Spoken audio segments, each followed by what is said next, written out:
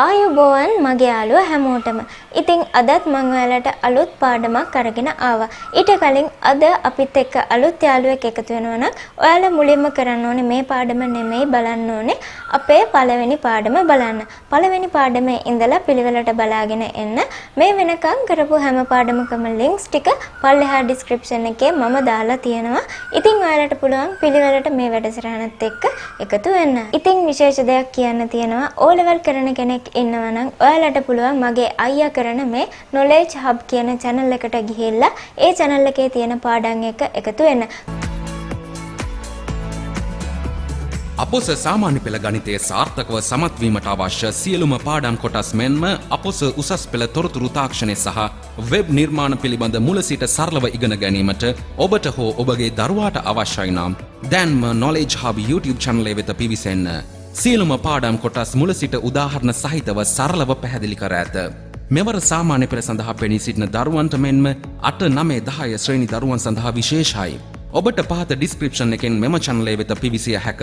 ගණිතය උගනිමු, ජීවිතේ ජයගමු. knowledge hub.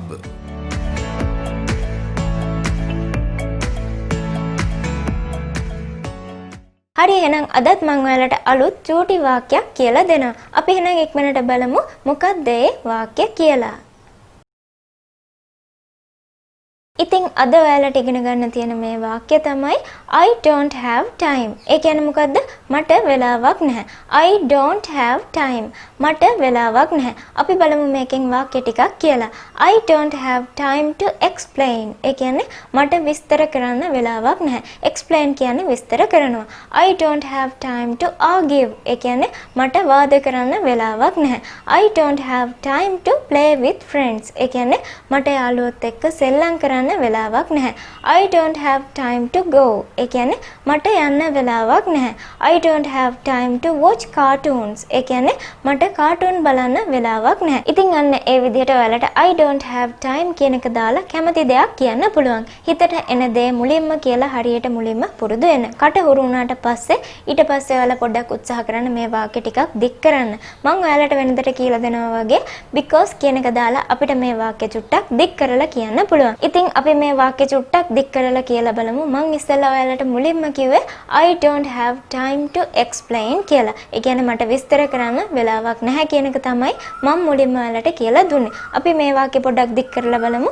I don't have time to explain because I know about it. I don't have time to explain because I know about it. ඒ කියන්නේ මොකද?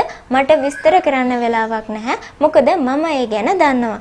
ඉතින් අන්න ඒ විදිහට ඔයාලට පුළුවන් මේ because කියන එක දාලා වාක්‍ය ටිකක් දික් කරලා කියන්න. ඉතින් අන්න ඒ විදිහට තමයි මේ වාක්‍යයට පොඩි හේතුවක් දුන්නේ අපි because කියන එක දාලා. අපි තව එකක් බලමුකෝ. I don't have time to play with friends because I have a class today. ඒ කියන්නේ මොකද්ද? මට යාළුවොත් එක්ක සෙල්ලම් කරන්න වෙලාවක් නැහැ.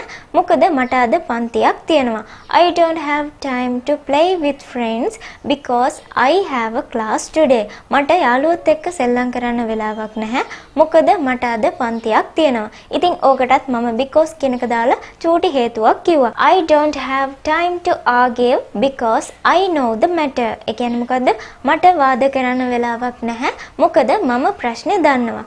I don't have time to go with you because I'm busy now. ඒ කියන්නේ මොකද්ද? මට ඔයත් එක්ක යන්න වෙලාවක් නැහැ. මොකද මම දැන් කාර්යබහුලයි. I don't have time to watch cartoons because I'm going to study. ඒ කියන්නේ මොකද්ද? මට කාටුන් බලන්න වෙලාවක් නැහැ.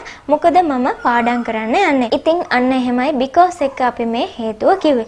ඔය වාක්‍ය මම කිව්ව ටික විතරක් නෙමෙයි.